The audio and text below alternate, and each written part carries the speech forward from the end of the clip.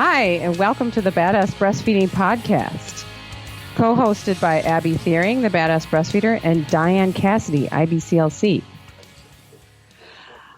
Hi, welcome to episode 4 of the Badass Breastfeeding Podcast. I'm Dianne Cassidy. I'm Abby Thiering. Abby's the Badass Breastfeeder, and I'm the lactation consultant. And we are going to talk to you this week about extended breastfeeding, which is always kind of a hot topic. Last week, if you didn't listen, we talked about, definitely go back and hit it up again. We talked about tandem nursing and nursing while you're pregnant. Lots of cool tips and discussion that we had with that. But this week we're talking about extended breastfeeding. And I brought this up with Abby because I know that she would have a great insight. But I just had recently somebody contact me and said, you know, my baby is going to be 2 in the fall and I'm thinking about weaning. You know, I just want to know how to go about doing that. She said, I'm an attached parent. We co-sleep. She's with me all the time. I wanted her to just wean on her own. I never intended to wean her. I wanted it to just do baby-led weaning, but I'm getting so much backlash from my family now that she's getting older that it's just so much stress on us that I think I'm just going to wean. And that made me sad. Yeah, that's really sad. Yeah. I think that's, from what I understand as well from talking to women, is that the main reason that people end up weaning is from, even when they don't want to, is because of pressure from friends and family, and not necessarily societal pressure, because, you know, people get kind of creative, you know, if they need to, like if there's a certain situation where they're not comfortable breastfeeding their 4-year-old or whatever, then maybe they might just like go home and avoid that, which is also kind of sad. But, I think when I hear people who are just like, I'm going to flat out stop because I can't take it, it's friends and family. It's like the people that are supposed to support you that give women so much crap that they feel like they just can't even do it anymore, even though they want to. I know. And I remember, you know, a couple of years ago when that Time magazine cover came out. Mm-hmm. Do you remember that? Yes. Jamie Grumet. Yes. Yep. And I have it somewhere still. I kept it. And it was craziness. That came out. Oh my God. The world lost its mind. Yeah. People were canceling their Time subscriptions. They were like, and it wasn't even about breastfeeding. It was an attachment parenting thing. But I remember my husband going to work and people saying to him, is your wife okay with this? And I was like, oh my gosh, you know, and my mom said something to me about it too. Well, I don't know about that. And I remember saying, you know what? It's none of our business how somebody wants to feed their child. Why is this anybody's business to chime in and make any kind of comment on? Right. Well, it is a woman's body. So it is, you know, as grabs, society right? sees, it is not hers. She does not own it. She does not get to make decisions about it. And so everyone gets to chime in and say, you know, what she should be doing with it. And I think it really does. It's like a way, you know, it's just one of those ways that we can try to control women, try to take away their power, try to, you know, undermine and disempower them. It's tied into all of that in my mind. It's just unbelievable. And then to go along with that, I feel like, Abby, on a little side note, that all of our episodes so far, we've talked about like horrible information that is being handed out. So that might just be our underlining theme.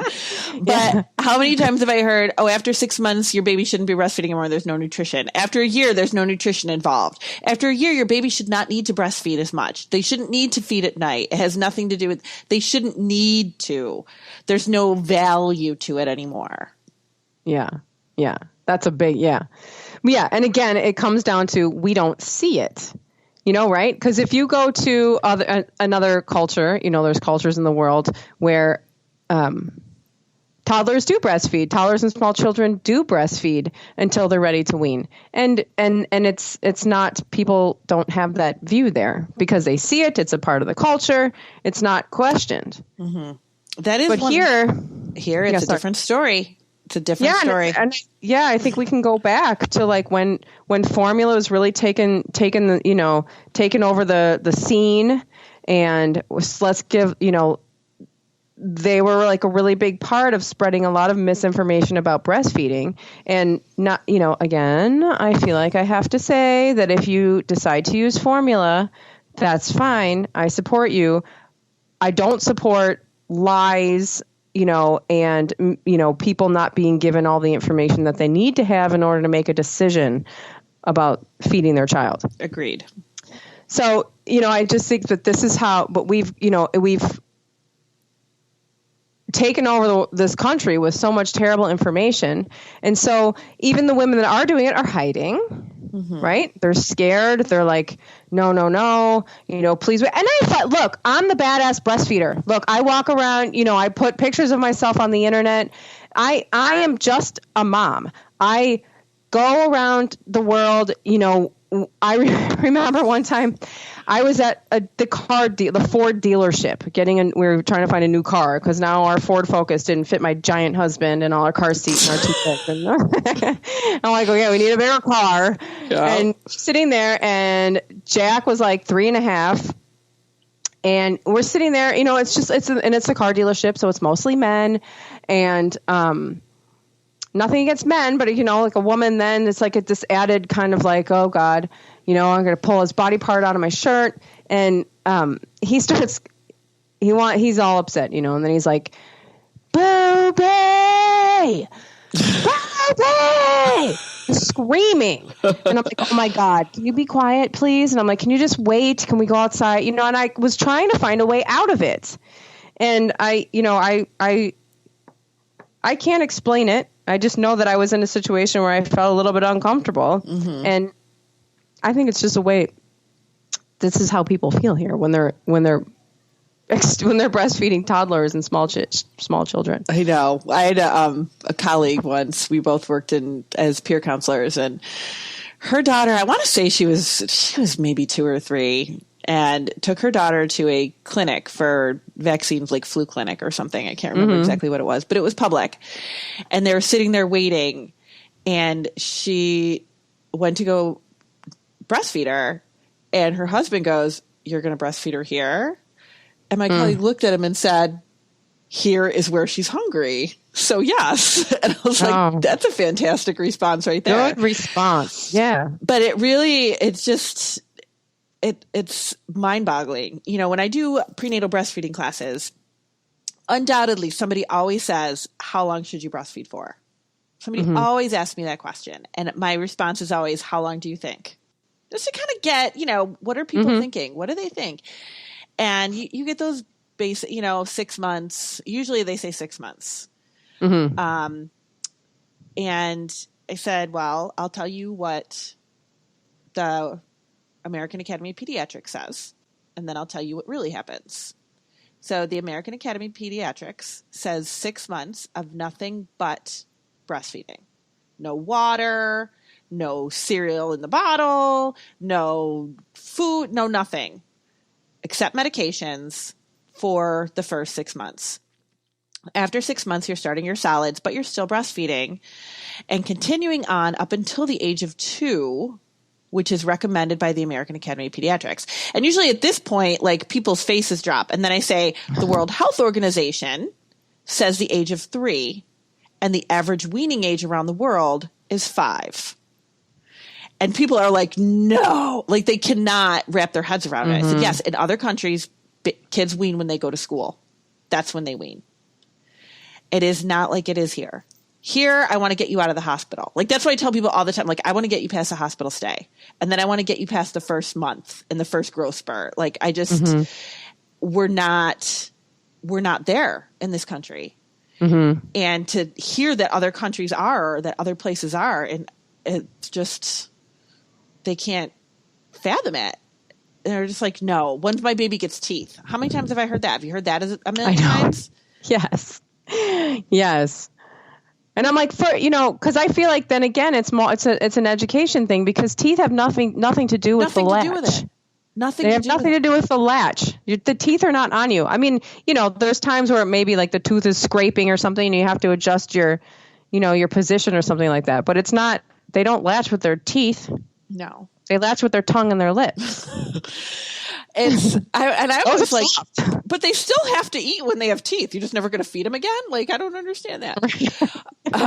But there's so much out there, and nobody talks about, issues that can happen once your kid is over 6 months old. And if you have women, they call me about weaning or call me with questions after their baby is a year, are really like, they're like, my pediatrician doesn't even know I'm still breastfeeding because they don't even know what to say. Mm-hmm. And I'm like, because they don't see it. They do not, pediatricians for the most part, from what I have seen here, they really do not have to deal with as many women that are breastfeeding after about 4 months. That's when our big drop off is. Right. And I think these, I was thinking when you were talking about these other cultures where it is seen and where it is happening. It's not that these cultures have gotten to this really great place. It's that they haven't been attacked, right? By like this modern terrible information. Like they're still just doing life as humans. They've never left that place. They've never left it. This is how it's always been. It's not like we're introducing this freaky new way of parenting. It's like, ooh, guess what I'm going to do to get attention? I'm going to breastfeed this. Like I'm going to make this really old kid breastfeed. Well, no, I can't make him breastfeed. First of all, and I just never stopped him. Right. I never stepped in and stopped him. So he's just doing whatever he wants to do. And I think where I come in with it a lot of times too is the bonding, and it's so important for kids. It is so important to have that connection and that relationship. And I don't know why we're in such a hurry to get rid of that. Yeah, I know. I do think that we are in a hurry. I think we again, we're in this culture that really values like independence and, being grown up and doing stuff on your own. And this like interdependence thing that's really, a really healthy way of living, we look down upon here. And, we do it in all kinds of ways. We're like, get out of our bed. You're too old to sleep in our bed. You're too old to be, for me to carry you. You need to just self-soothe when you're crying. I'm not going to pick you up all the time. And it's like, we're so desperate to create this distance between ourselves and our children. And, I think it's cultural. I do think it's cultural, and it's sad. It is sad. Yeah. And I'm sorry. I lived in Amsterdam, for a long time as a teenager and young adult. And I would go back and visit my friends as they started having kids, and they would have like these, like, here I feel like we're so deliberate with like our sleeping situations, like, ooh, safe co-sleeping, which by the way is a really great thing to know how to do it safely. But like, we have all these resources and all this stuff because we're so distanced from this kind of instinctual way of parenting, of just kind of doing what you feel is right. Mm-hmm. We don't even have like access to that. I feel like we don't have access to that really anymore. And I'd go visit, and they would just have like my friends had like a mattress on the floor, and then they had like a little toddler mattress like shoved up, like they didn't shoved up next to it. And I know they didn't plan that. They weren't like, okay, let's set up this perfect situation. They're just like, okay, the kid is here. It's getting bigger. There's not enough room here. Can you slide over to that one mattress over there? It was just happening. They're just kind of letting things evolve. Right. And, my own experience with it, I was just too lazy to make it, to change it, Right. Like it would just, I remember my son coming in, one of my boys always coming in to get in bed with me, like every night, probably for 3 years at least, from when he could walk. And I would tell people all the time, I got more sleep when my kids were babies than before they were mobile. Cause then once they got mobile, they could just come in my room. Right. And or leave. Right. My mom used to be like, just bring them back to their bed. I'm like, I am tired. I'm just going back to sleep. Like he won't be there forever. Like he'll get over it one of these days and we'll stop coming in and, and he did. Obviously he's not 14 and still coming in my room. Right. But I just was but that was my instinct. My instinct was telling me for some reason he's getting up in the middle of the night and he needs me. Whatever that reason is, whether for comfort, if he had a bad dream, whatever he needs, he came to me. Mm-hmm. Who am I to say, oh, you got to go back to your own bed? Like that just wasn't my comfort level. That was not what my instinct was telling me to do. And I was too lazy to get up because I was tired. So, right. And it just worked for us. Yeah. And I think that's the key is that, and like I always talk about the troubles I had getting started with Jack. And when it started to work, the sleeping arrangements, the breastfeeding, when all of that started to work, it worked. So there was nothing in my mind except for all of the outside noise of like, just like the things that you hear, like, oh, he's still in your bed, or oh, you're still breastfeeding, or that kind of thing. There was nothing in but I'm like, this is working. Why would I worked hard for this breastfeeding relationship. I went through like lots of like staying up late trying to figure out like if it was safe to have my baby in my bed, which by the way, we should do an episode on that. Yeah. And when it started to work, it was like, why in the world would I change any of this? I'm sleeping, they're sleeping. I get to just roll over and nurse them. And like, it works. Why would I change it just because, I don't know, Sally down the street thinks it's weird. Like, my doctor says, and this is another thing that it's like, moms are like, well, they say, my doctor said he's 2, so I should stop because he's not getting any nutrients. First of all, who cares? Like if you want to take a sample of your breast milk to like a lab and find out if there's nutrients in it or not, go ahead and waste your money because we know that there's nutrients in it. Yeah. And second of all, your doctor is not an authority figure in your life.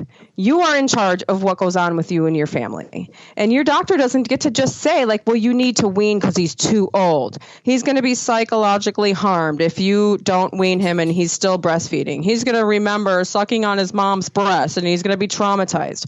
Oh my God. This stuff doesn't happen. No. And I have actually talked to a couple of people who remember breastfeeding. Oh yeah, my father-in-law remembers breastfeeding. Yeah, remembers breastfeeding and fondly. Right, no negativity there at all. No, and it's not. It's your mother. It's not your wife. Right. You don't have a sexual relationship with her. There's nothing sexual about that situation. So you think about your mom. You think about the person who raised you and nurtured you. Right. Gave you life. Right. And you're going to think about that in a way that's psychologically disturbing. I don't think so. No, it just doesn't happen. No, it doesn't happen. And it's the psychologically disturbed culture that's creating that.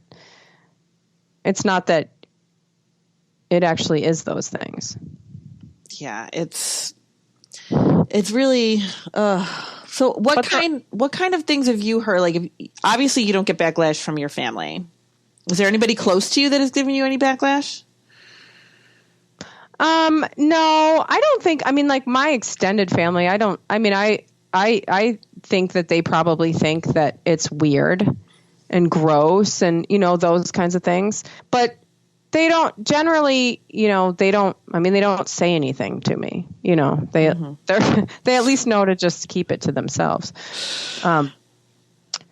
Which is fine. I keep all kinds of things to myself. I walk down the street. I see all kinds of things that people are doing. And, that I have opinions on. But I don't just walk around and be like, your feet are ugly. Put shoes on. Right. Your shirt is ugly. Take it off.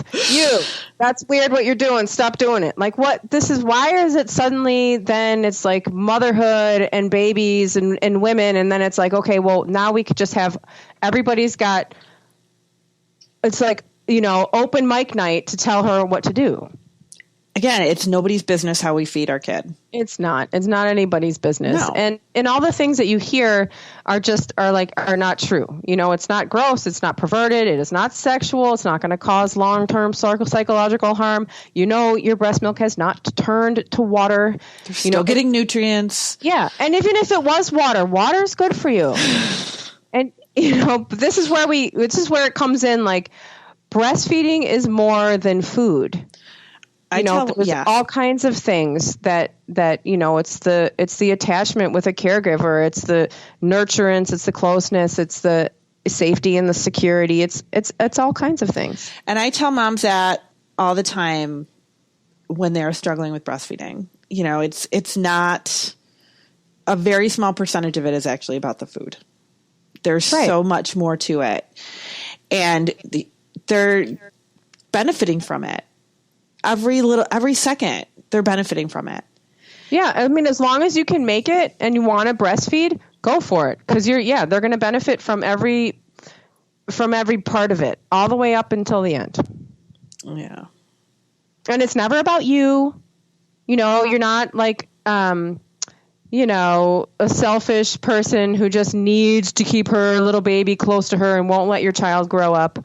I mean, again, why are we so in such a hurry to drive our kids away to college?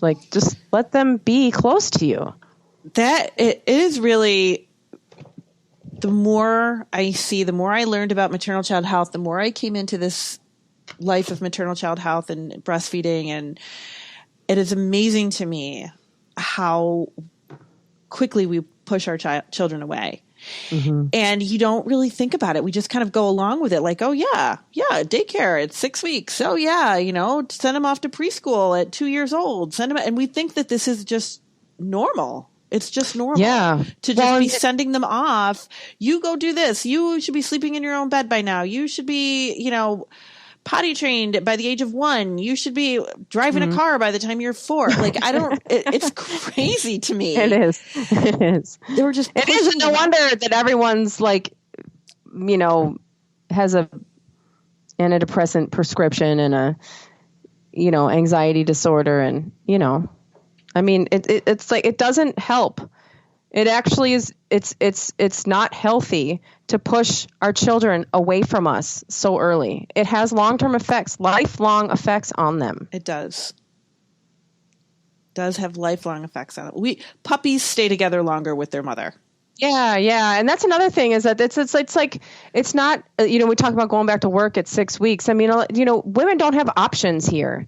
We don't have any options. You have to go back to work at 6 weeks. You lose your job. You don't have any money. Mm-hmm. We do a terrible, terrible job of taking care of families in the United States. A poor mom that I spoke with yesterday, really struggling with postpartum depression and postpartum anxiety, and wanted her doctor to write her out of work for a few more weeks. And her doctor said no, and told her that she needed to get better health insurance. And I said, we need a better maternity leave. Why is this about what you do not have as a consumer? That blew my mind. Yeah, that is so insensitive. It's very insensitive. And our maternity leave, and I know that, they keep fighting to change it, and we're going to change it, and it's going to be different. But every time they try to change our maternity leave, it's never really that beneficial. It's not better. No, and we cheer it. We're like, yay, we have FMLA where we can have 3 months off if we apply, if we've worked for a year, if we have a certain amount of hours in, and you still don't get paid. Why are we cheering for that? Right. Yeah, it's still not good enough. It's like all the breastfeeding laws. In the states where in different states have laws, they're not good enough. I'm glad that it's happening, but they're not good enough. We still have to. But that is one of the reasons why I think we don't see the tandem nursing or the nursing while you're pregnant or the extended breastfeeding. We struggle just to get to a year in this country. Yeah, right. And if you don't, I remember seeing, looking at the breastfeeding rates. Totally lost my mind what I'm trying to say here. Looking at the breastfeeding rates and the percentages when I was breastfeeding my kids and being so proud proud that I was like in the 10%, and it's like, you look at it, it's like, that's really sad that our numbers are so low that, the babies that are being breastfed to a year, which is the recommendation, one of the lowest recommendations from the American Academy of Pediatrics, is not happening. It's just not happening as much as it should be. Right. Yeah. Yeah. It's sad. And it's a multi-layered problem, where it starts with the misinformation and the support for moms and then just the lactation access to lactation information. Yes. And that reminds me of something that I have heard in pediatric offices. So mothers are tired. They're tired. Yeah. We're tired. Like you mentioned in the last podcast, we get touched out. We're working. We're busy. We're keeping a house. We're doing all this stuff.